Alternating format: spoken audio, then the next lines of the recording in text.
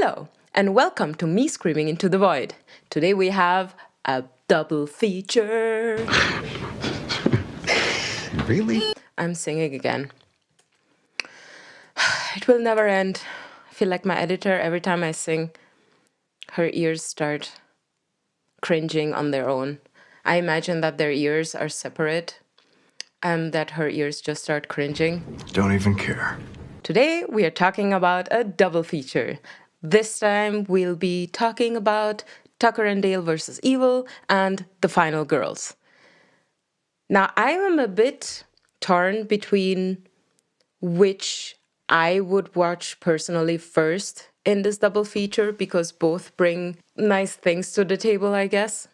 On one hand, you have the story of Tucker and Dale, who are misunderstood by these college kids and seen as hillbillies and the type of hillbillies that you see in Wrong Turn, I guess, and Texas Chainsaw Massacre.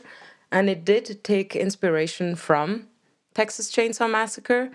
And on the other hand, you have The Final Girls, which is such a sweet story about mother and daughter and how this daughter goes through the grief of, spoiler alert, the mother having died. Well, it's not really a spoiler if she dies in the first 5 minutes, right?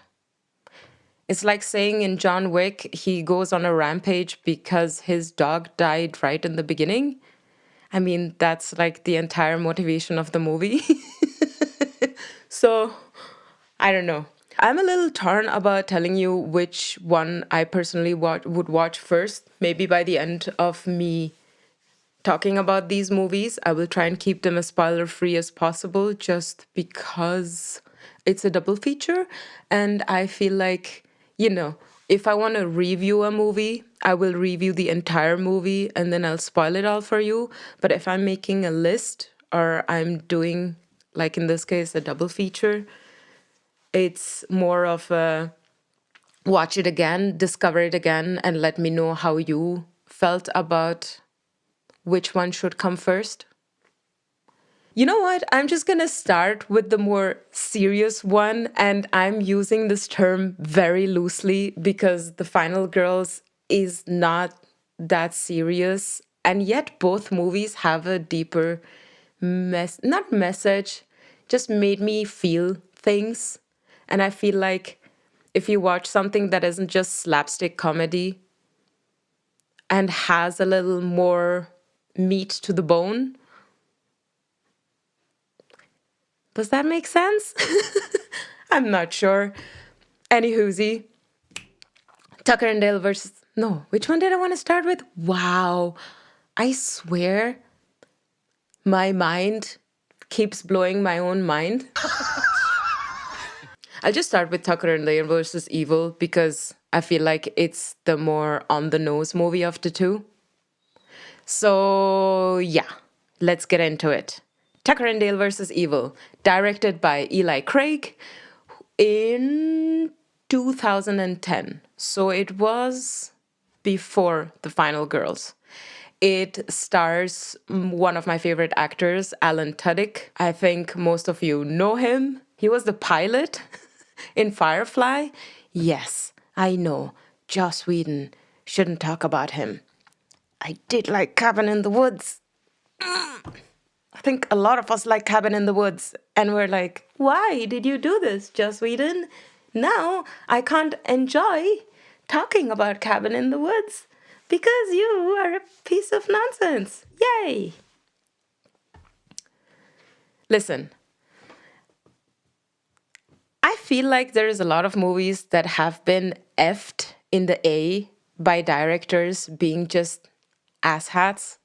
And if you think about it, how many people worked on movies, it's just sad. I feel bad because there was so many other people who worked on movies and put their blood, sweat, and tears into it. Well, these two movies that I'm talking about right now, until now, the directors haven't been bad yet, I guess. So knock on wood and let's hope that they keep it up and haven't done anything that we will regret later. Okay, so back to it. You can also cut. If you want my editor, my dear editor, is actually on the cover now today. Double feature. Tucker and Dale versus Evil. It is rated R, so fun times. It's very bloody, directed by Eli Craig, as I said before. And it's just a fun time because at its core, it's about these two guys who want to go and. So Tucker got a cabin and he wants to vamp it up because it's pretty broken down. And he told his best friend Dale, hey, let's go into the woods and let's work on this cabin and let's make it our own so that we have something that we can always go back to. Which is a wonderful thing. I would also like to do that. Problem is, at the very same time, there is these college kids who also get into the exact same area to go camping. And the whole story is about the subversion of the whole slasher, Texas Chainsaw Massacre of it all, that they took the hillbillies and the notion that the college kids have of these hillbillies and turn it on its head. So I find it very sweet because Tucker falls in love with one of the college kids, and she's actually pretty nice. And her background is also that she did grow up in a farm, so she doesn't have this city kid allure that all her other friends have, because all of her other friends are just scared of these two. And there is a lot of things that then happen that get the kids killed. And best part, it's never really Tucker and Dale's fault. Oh, come on! And I don't think I will say more about the movie because I feel like you should watch it or rewatch it and then let me know, because some of my favorite parts are anyway the kills. There is one that just I feel so bad for. I have the name again. For Tucker, because he's just working on his cabin and you have these weird kids just running around willy-nilly and doing stupid things.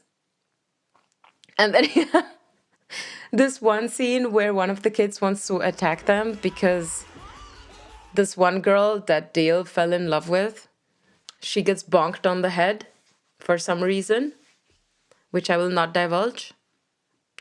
And then they bring her to the cabin to make her feel better. And the kids are like, she got kidnapped. No, we have to save her. And they go into this whole frenzy that makes zero sense. Just knock on the door and ask nicely if they could see their friends or what happened to their friend. But because they were in this Texas Chainsaw Massacre mindset, the whole thing gets completely blown out of proportion.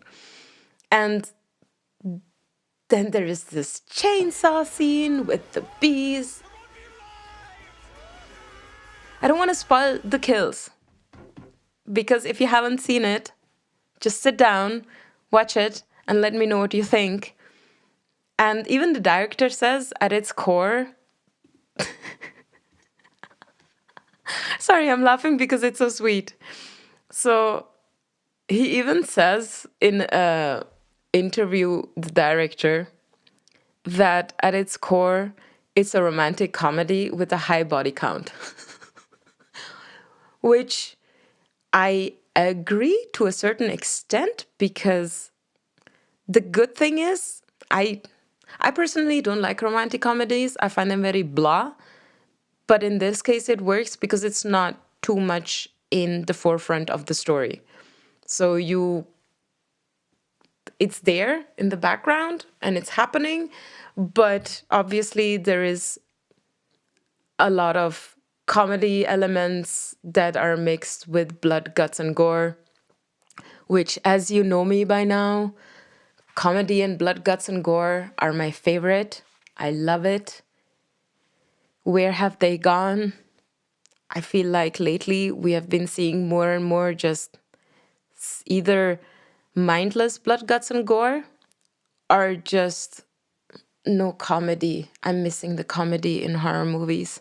But maybe 2025 will be the year of it. I'm looking forward to Clown in a Cornfield. I'm reading the book right now, so fingers crossed, because my best friend's exorcism was absolutely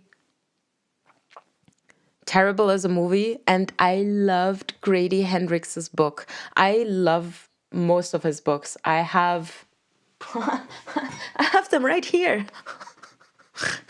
And I even have this one. This one is good. I've started it, and it's actually pretty nice. Back to it. So he says that, and he says, I mean, what is romance without a little blood and guts? And I agree. And he says that to him, it's a sweet love story taking place in a horrific setting. And yeah, I think it is. It's a very surface level love story because, as I said before, most of it is the comedy and the blood, guts, and gore of it all. But other than that, yeah, I do have to agree. And now that I've told you a bit about the movie, I will tell you about what they were thinking and what it is leaned on. And basically, Eli Craig and his co-writer Morgan Jurgensen.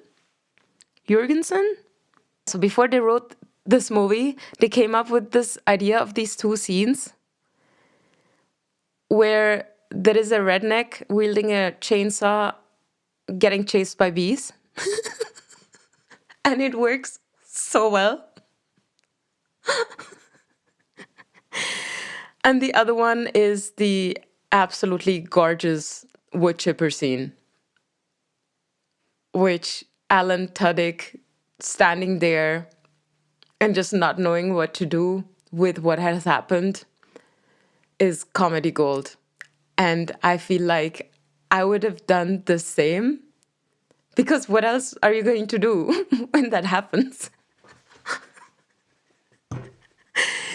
I'm pretty sure those who have watched it know exactly what I'm talking about. And yes, would you have done the same thing? I'm just wondering, okay? Would you have done the same thing as Alan Tudyk? Or would you have just watched it? That's all I'm going to say for that. Funnily enough, this movie had a really hard time getting into theaters because people thought at that time that comedy horror was not a good mix and was not going to make it big in the box office. I'm really glad that afterwards, now it has a cult following. Everyone who has watched it and knows about it loves it. Not everyone loves the movie, because I have also heard some people saying it gets tiresome.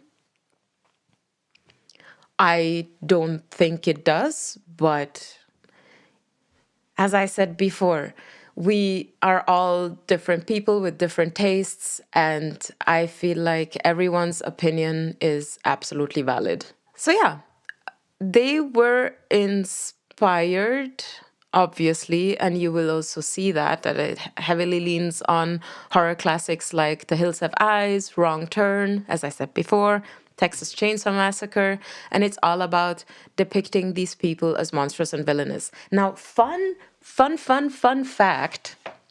I still have the DVD. I'm so glad that I keep all my horror DVDs from the olden days, but I have it. And the DVD has a bonus feature where instead of seeing it as it unfolds, you see it from the college kid's perspective. And it's just 17 minutes long, and it goes way more in slasher modus and just the whole hillbilly thing. So I would highly recommend you watch it because it does get way darker, as it should. And I like that they took their time to re-edit the movie to make it more hillbilly horror. That's, I think, all I'm gonna say for that, because I feel like just let me know how you find it. Let me know if you have any other tidbits that you know about, or any cool, what were your impressions the first time you saw it? Because I feel like this movie brought a lot of joy to a lot of people the first time they watched it. And now we get to the final girls. Yeah, the final girls. I found this story very sweet. And yes, I know a lot of you who have watched it are like, what are you talking about? This is the most ridiculous movie I've seen with the horniest people I've seen. And I agree. But if you don't remember, the movie at its core is about this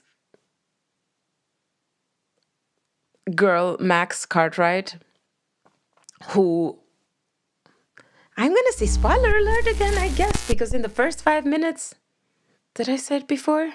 I don't know. Anyway, her mom, as they are driving down the road right in the beginning of the movie, they get into an accident and her mom dies. And this whole movie is also a bit about having to let go and getting over the grief of a loved one of yours dying. And I find they actually treated the subject matter really well and mixed it really well with the comedy, because you have these very sweet and deep moments between mother and daughter, and you still have this absolutely gorgeous, iconic scenes. Adderall, horny camp counselor, stripping. I'll talk about it. But that was just gold. And I love the fact that the actress who was the horny camp counselor in a bikini, Angela Trimber. I know you're not going to watch this video, but gold. That dance sequence was gold. And I loved that most of it was just you riffing off the music and doing your own thing. Sometimes I wish I could just, talk to the actors who brought me so much joy and be like, thank you, thank you. I never had so much fun. I did. I did. There's a lot of movies where I have a lot of fun, but thank you. That's all I want to say. So, this movie is directed by Todd Strauss-Schulson and was directed in 2015 and was PG-13, even though he wanted to make it a little more bloody. Now, what really saddens me about this movie is that it went straight to DVD. Didn't get a cinematic release. I feel really bad because the movie is really well made. It has a lot of beautiful moments. I mean, the ending, I'm not going to say what happens right now. It's called The Final Girls. I mean, you can figure it out a little bit yourself. I will also get into the story. But there is this scene at the end where the sky is cloudy and violet, and there are these these lightning bolts coming down, and you have the slasher guy and you have the final girl and everything from afar, and it looks so beautiful. I loved it. So let's get into the movie itself. The movie itself is, as I said before, you have Max, who is played by Thaisa Farmiga. Love her in this movie.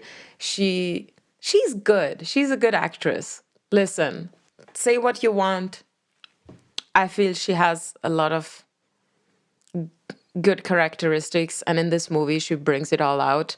And Malin Ackerman, who I also love, she is so great and was stereotypically cast for so long. I feel so bad. And she plays her mother, who, as I said before, dies in this car crash. And we get to 3 years later. Her mother starred in this camp bloodbath. They weren't singing. I love that.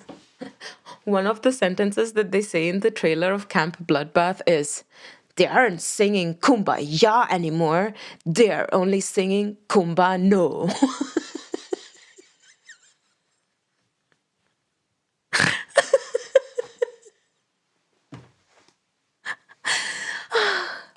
It's so bad. It's good, This is one of those movies where you can really say they so completely leaned into it with the whole entire not, it's not even a spoof. I don't feel like it's a spoof because it leans very heavily on Friday the 13th. So her mother, Max's mother, Max Thaisa Farmiga, Nancy, her mother, Malin Ackerman, starred in this slasher film called Camp Bloodbath, and she was one of the body counts because she had with somebody. And as you know, in Friday the 13th too, every time that somebody, you know, dun, dun, dun, dun, dun, dun, dun, dun, dun, you know what I mean? Every time somebody does the deed, they die. Which typical slasher, who is surprised? I'm not. And she is one of those body counts because she has the thing with her her boyfriend, who's played by Adam Devine, and he is so good in this, just putting the horny to a level 1000. So she plays in this movie and she's trying to get new roles and takes her daughter with her to these auditions. And the moment that they drive back in the beginning and they get into this accident, she was driving with her daughter back from an audition.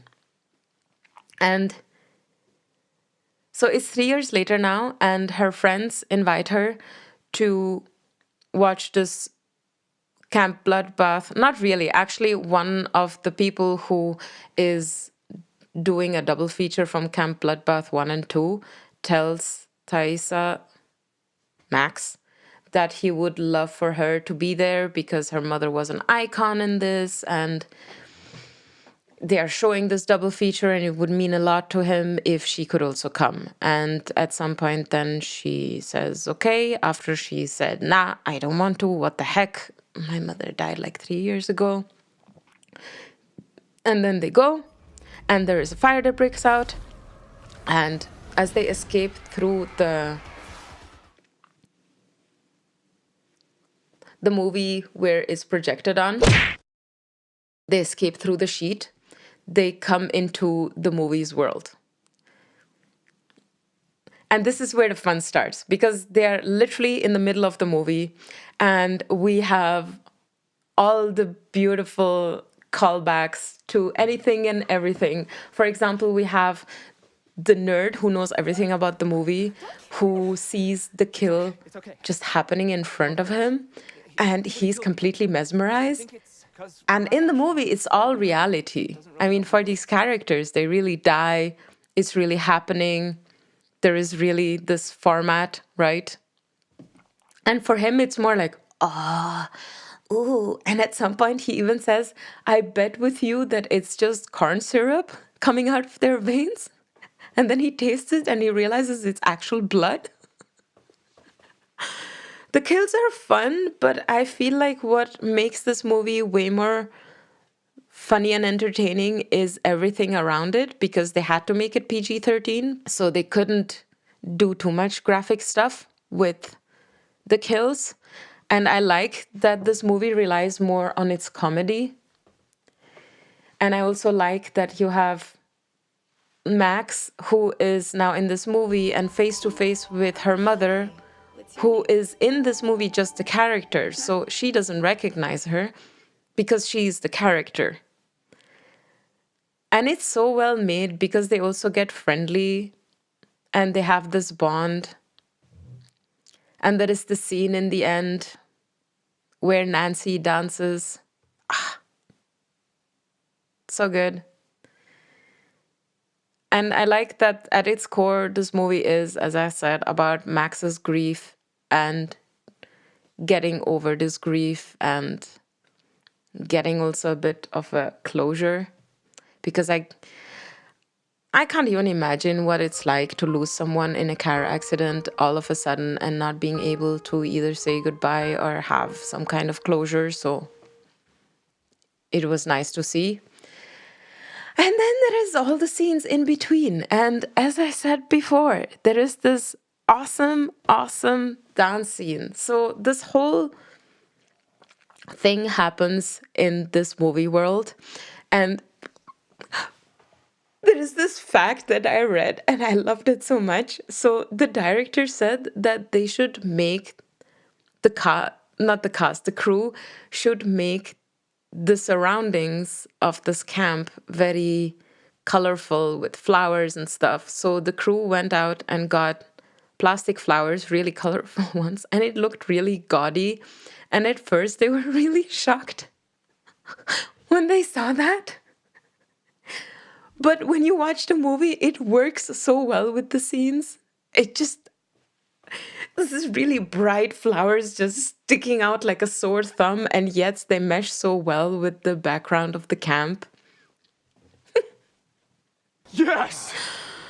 That's awesome! So basically, you have these kids who escaped the fire in the cinema now in this movie world with these horny camp kids. And on one hand, some of them are like, I'm gonna just let the story unfold until it ends, and then hopefully we can escape this world. And others, like Max, who has a motivation for doing so, is trying to save them and be like, listen, stop being horny. And I love that because they keep Angela Trimber, who plays Tina, is so good in her role. Because she keeps trying to take her clothes off, which, why not? To each their own. I don't feel like you should judge them for that. And they keep on trying to make her unhorny. And even Adam Devine, like, don't do what you're doing. Because if you do, you'll get killed. And they obviously don't believe them because they're camp kids and they only have one thing on their mind. And there is this one scene where they are planning to, like, it's called The Final Girls because something happens and they need to get rid of the killer, right? And they do so by luring him into the campgrounds, and they do so by unleashing Tina. And what I mean by that is, to get her in check, they put on oven gloves and a lot of other stuff so that she can't take her clothes off. And when the moment comes, she still has these oven gloves on and everything. And to lure him in, she does the sexy dance.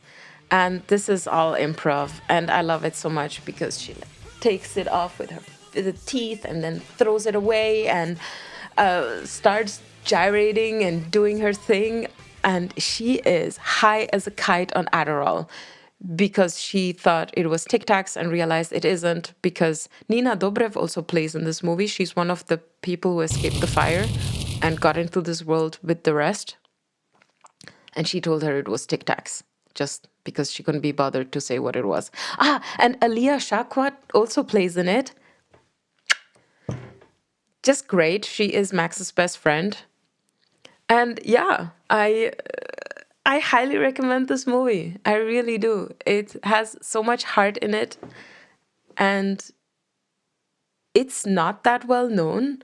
And I feel like more people should have seen this movie if you, like me, like these kind of more funny horror slasher comedy type of things. I mean, one of my favorite movies is Scream, the original, and I can watch it over and over again. And I feel like comedy and horror is just the best mishmash of it all. And yeah, that's all I'm going to say about this movie. I feel like you should watch it or rewatch it and let me know what you thought about it. And if you also felt like that final girl scene hit you as it did me. And another fun fact about this movie, the sky is all been replaced in the background for the movie. In the movie. For the movie, in the movie. And I also like the different, like, you have everything from a horror movie. So when they talk about things that happened before, or they talk about the lore of the slasher and how he got to be how he is, you have these like icicle gray thingies coming down that change the scene. And I also like, for example, when the movie ends, you have the credits dropping in the background while the characters are in the foreground. So good. I just like that a lot of thought has been put into this movie. And I feel like that makes it so much more fun because it wasn't just some, typical, this is the blueprint of something and we're going to go through the motions. It was more of a, oh, we could do this, and oh, we could do that, and oh, this would also be nice to put in. And they really put thought in it in both movies. So watch the movies. I don't know how you want to watch in which order, but I would suggest that you watch Tucker and Dale versus Evil first, and then The Final Girls. Yeah, and that's about it. That's all I'm gonna say about that, because I really want you to either discover these movies on your own or just rediscover them and tell me what you thought. Obviously, Tucker and Dale versus Evil, rated R, has way more bloody kills and is way more in your face. And The Final Girls had to tone it down because they had to have this PG-13 rating, even though it went straight to DVD. Like, such a missed opportunity to make it more bloody, but it works. It's fine. It's fine. This is fine. I'm rambling. Anyway, so this was me screaming into the void. See you next time when I'm back floating and screaming in the void. Bye.